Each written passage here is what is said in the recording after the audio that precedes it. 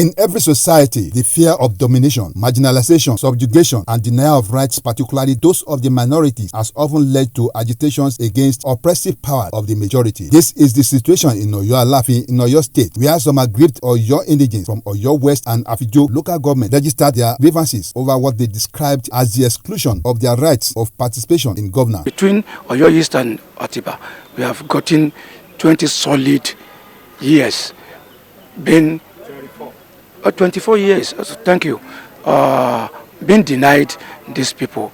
And now we have gotten a way out through Social Democratic Party. For the past 21 years ago, Oyo's local government was only provided one representative in the House of, which spent 4 years. All other ones are from Atiba local government. Oyo West was being sidelined. Afijo was sidelined. Tábà wo gbogbo àwọn tó ti ṣe rẹ́pù rí, àwọn kan wọ́n ti ṣe ní Atiba. Tí Atiba sì lò nǹkan tó tó bí ọdún 8 níbẹ̀. Oyo East náà ti ṣe wọ́n lò ọdún 4. So Oyo West àtàfijo wọn ò tí lórí ọ̀fẹ́ àti ṣe rep. So ogun gbogbo wa dẹ̀ ni. Ogun Oyo East ni, ogun Oyo West ni, ogun Afijo ni àtàtìbà. There is a general feeling of the alienation and dissatisfaction among the group in the constituency, a situation that has deepened mistrust and generated separatist agitation. For them, Atiba and Oyo East had been representing Oyo Federal Constituency in the House of Representatives since 1999. Oyo Federal Constituency, and for local governments. So, and East, and West, and Atiba, and then Afijo. Bí mi ṣe bá lọ́dọ̀ bàbá wa ikú bàbá yìí ni pé tí local government kan bá ṣe tó ṣe dáadáa àbí kò ṣe dáadáa, local government kejì kan ó máa gbà. Tó ní bá ṣe dáadáa àbí kò ṣe dáadáa, ìkẹta ó máa gbà. Tó bá ṣe dáadáa àbí kò ṣe dáadáa, ìkẹrin ó máa gbà. Nǹkan tẹ́mi kàn rí ni pé democracy tá là ń ṣe yìí láti 99 àti ìgbà ní nǹkan yẹn fì sí jù. Ní 23 tí ń bọ̀ yìí, àwọn ọmọ Ọ̀yọ́ gangan láwọn ọmọ Ọ̀yọ́ lápapọ̀ ó yẹ ká ronú. Àwọn àgbààgbà tí wọ́n ti ń ṣe àpọ̀ rẹ̀ ó yẹ kánú òdì lídà kan wálé. Àwọn tí wọn ò tí ì ṣèjọba rí àwọn ló yẹ ká tọ́ka sí. Gbà wọ́n tá à ń ní sẹ́yìn wọ́n dúró pé kò sí nǹkan kan bá ń mú yóò ní àwọn ọmọ nǹkan tí ó ká anybody. Àwọn àtàjẹ́ student àná ọ̀dọ́ àwọn ìlú gan ní lérò gba ògbó tiwa ní pé àwọn tó ń lọ yẹn kí wọ́n jẹ́ kí ojú tuntun míì wá. So tójú tuntun míì bá wá wọ́n ní láwọn kan ṣe lọ kí ẹsẹ̀ jẹ́ni tí ó ṣe rí ní ò ṣe.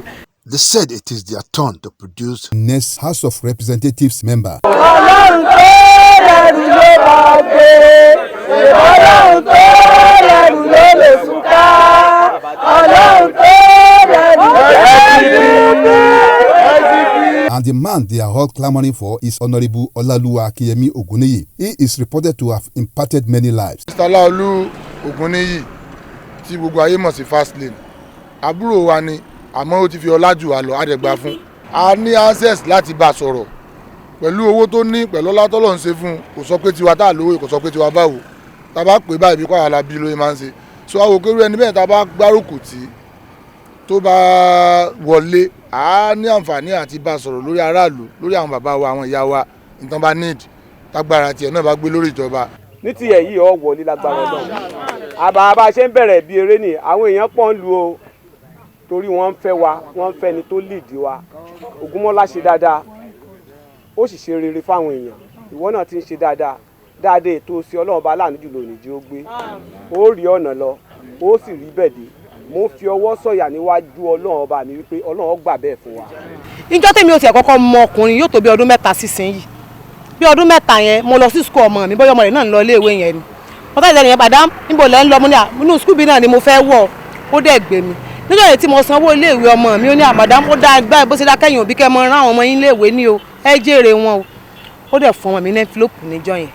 So ẹni tí kò mọ̀ mí rí tí kò rí mi rí láyé tó lè ṣerú kan bá ń gbà tó rí mi ní line education fọmọ ṣe ìpẹ́yìn tó yẹ kéèyàn tẹ̀lé ni. Reacting to his people's invitation to represent them at the Green Chamber, Ogunniyi says he is ready to take up the challenge. A group of youth that we call Oyo Youth Vanguards, they stand up that this is the time for us to take back our rights in Oyo Town.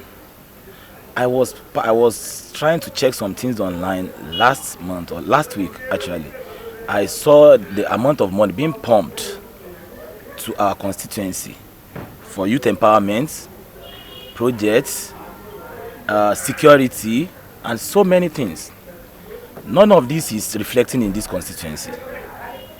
I'm here on a rescue mission to rescue my people. I know what they want, I know what they need, I know what they are lacking. I'm here to serve them with all my effort. He speaks of his plan for your federal constituency if given the opportunity to serve. I cannot say that the present representatives, they are not doing, maybe they are doing their best, but maybe their best is not enough. You understand? But I'm ready, and I'm ready to push harder and to touch all those places that they have not been able to touch. I've traveled around the world. I've seen so many things. I know what my people want. I know what they are lacking. I know what they need. I'm very, very close to them. It is hoped that all stakeholders involved in the Oyo Federal constituency will find a common ground to resolve their differences before the journey to the 2023 National Assembly election finally kicks off. Kyle Dadigbile, Pop TV News, Oyo Alafin, Oyo State. People of the Fountain.